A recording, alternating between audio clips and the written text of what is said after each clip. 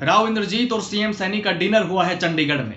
12 विधायकों के साथ डिनर डिप्लोमेसी की कोई फोटो जारी नहीं हुई और सीएम के साथ डिनर हुआ तो आधी रात को ही तस्वीर जारी कर दी गई।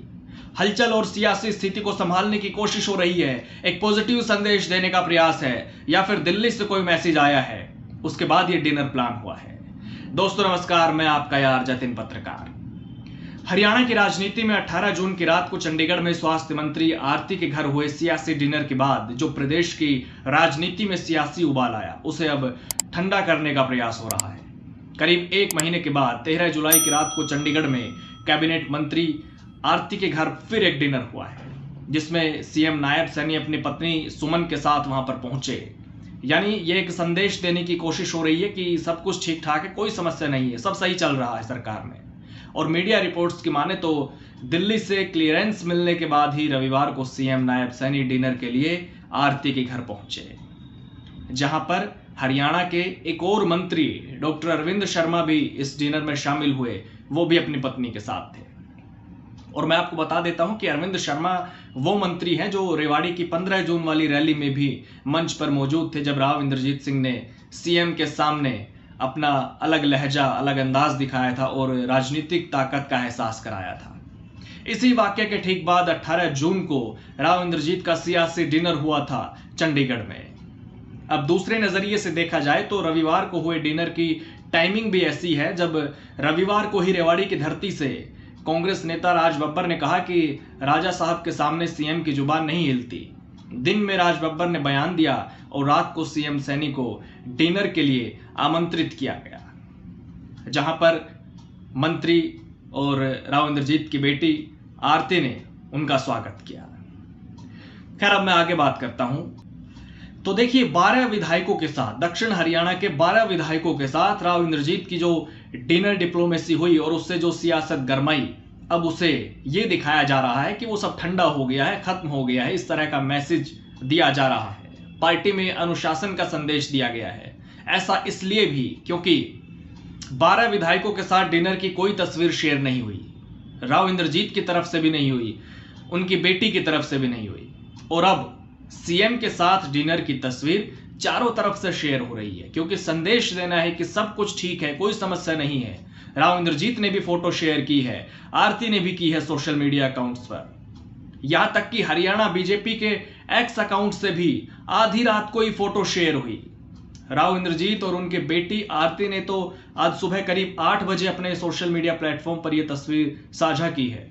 और जिस डिनर डिप्लोमेसी पर राव इंद्रजीत ने सफाई दी, उसकी कोई फोटो अभी तक जारी नहीं हुई है। राव का 12 विधायकों के साथ डिनर काफी चर्चा में था और उसके बाद कई नेताओं ने बयान भी दिए। उसमें एक अनिल विज भी शामिल थे, हरियाणा के मंत्री, जिन्होंने कहा था कि अगर उन्हें न्योता दिया होता तो वो जरूर जाते। और उसके बाद हाल ही में हिसार में मंत्री आरती ने यह भी कहा था कि वो अनिल विज को डिनर पर आमंत्रित करेंगी, लेकिन तारीख नहीं बताई गई थी। अब पता नहीं कि रविवार को जो डिनर हुआ सीएम के साथ, उनको इसका निमंत्रण मिला या नहीं मिला, या फिर वो खुद से नहीं पहुंचे, इसका अभी कुछ नहीं पता, कोई जानकारी खास नहीं है, या फिर उनको निमंत्रण गया कि नहीं गया, अभी इसकी कोई जानकारी नहीं है। हालांकि यहां पर हरियाणा के एक मंत्री अरविंद शर्मा जरूर मौजूद थे।